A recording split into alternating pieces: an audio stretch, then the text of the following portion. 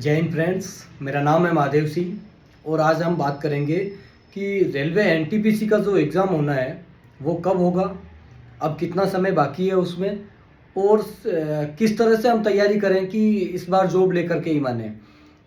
तो सबसे पहले मैं आपको बता दूं कि रेलवे में जो अभी दो ही एग्ज़ाम बचे हैं केवल, एक तो आरपीएफ कांस्टेबल का, उसके बाद एनटीपीसी ग्रेजुएट लेवल और 12th पास का। तो आरपीएफ कांस्टेबल का अभी अभी नोटिफिकेशन आया 28 जनवरी को। तो उसका एग्ज़ाम होना है 2 मार्च से 20 मार्च के बीच में।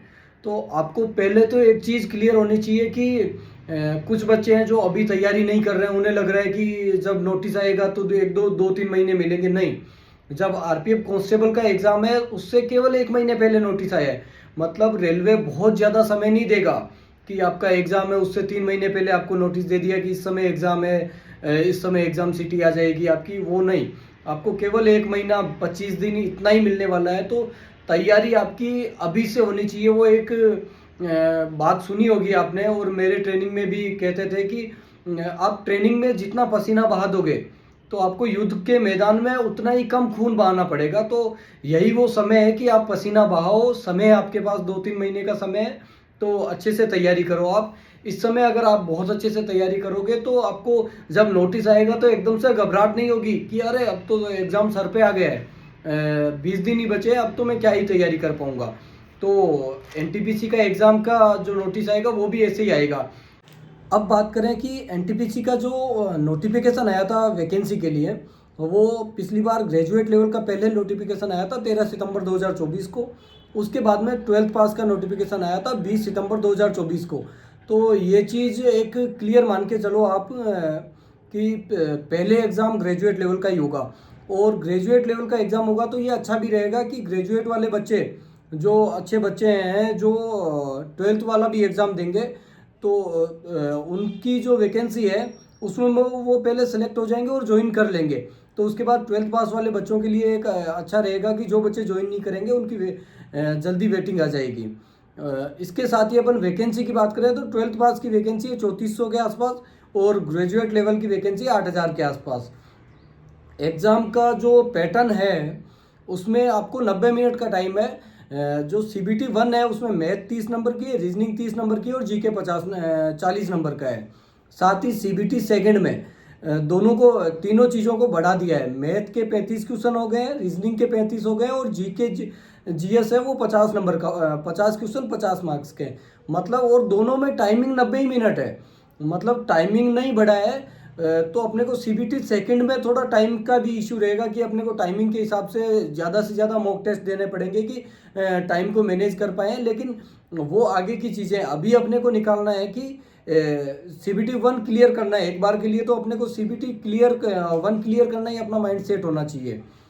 अब बात करें एग्ज़ाम कब हो सकता है, तो एक तो बहुत पहले एक नोटिफिकेशन आया था जो बहुत वायरल हुआ था कि रेलवे का कि इस टाइम एग्ज़ाम होने, इस टाइम एग्ज़ाम होने सभी के, आरपीएफ कांस्टेबल एसआई के। तो लगभग सभी एग्ज़ाम उसी हिसाब से हो रहे हैं अभी तक।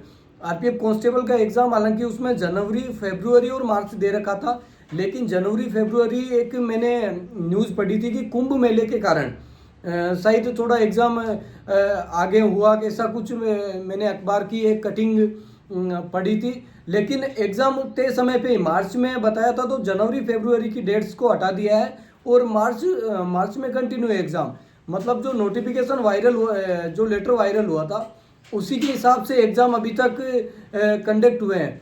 और एक दूसरी चीज़, जो एसएससी के एग्ज़ाम है, जिस टाइम एसएससी के एग्ज़ाम है लगभग रेलवे ने उस टाइम कोई एग्ज़ाम नहीं करवाया कि कोई भी किसी भी बच्चे का एग्ज़ाम क्लैश नहीं हो, एक साथ एग्ज़ाम नहीं आए कि उसका एसएससी का भी कोई एग्ज़ाम है और रेलवे का भी कोई एग्ज़ाम है। तो इस हिसाब से देखा जाए तो अप्रैल और मई में एसएससी के कोई एग्ज़ाम नहीं है। एसएससी केवल डिपार्टमेंटली एग्ज़ाम करवाएगा, जो डिपार्टमेंट के ही लोग दे पाएंगे। तो रेलवे के पास सबसे मुफीद टाइम यही है। तो आप तय मान के चलो, लगभग मान करके चलो कि रेलवे अप्रैल और मई में, अप्रैल में ग्रेजुएशन लेवल का और मई के अंदर में 12th पास वालों का एग्ज़ाम करवा देगा एनटीपीसी का। बात करें हम कि तैयारी किस प्रकार से करनी है, तो तैयारी में अपने को सबसे पहले ध्यान देना है कि जो टॉपिक हमने पढ़ रखे हैं और थोड़े वीक है, हमें लग रहा है कि ये टॉपिक वीक है, तो उसको मजबूत करने का टाइम है अब। उसको मजबूत करो, जो अच्छे टॉपिक है उनका भी रिवीजन करो, उनको बिल्कुल छोड़ना नहीं है कि मेरा ये टॉपिक तो बहुत अच्छा है, मुझे देखने की ज़रूरत नहीं है। नहीं, अभी समय है, एक बार के लिए उसको रिवीजन करो, और जो टॉपिक वीक है उसको अलग अलग बुक से पढ़ो और उसको क्लियर करो, उसको अच्छा बनाओ, अभी समय है। साथ में थोड़ा हल्के, मतलब हर तीसरे दिन दूसरे दिन एक मॉक टेस्ट भी दे सकते हो। मॉक टेस्ट क्या है, एक तो टाइमिंग को आपको मैनेज करेगा कि सही समय पे मैं एग्ज़ाम पूरा कर पा रहा हूँ नहीं कर पा रहा, और एग्ज़ाम डे पे आपको एकदम से घबराहट नहीं होगी कि 90 मिनट में मैं ये क्वेश्चन कैसे हल कर पाऊँगा।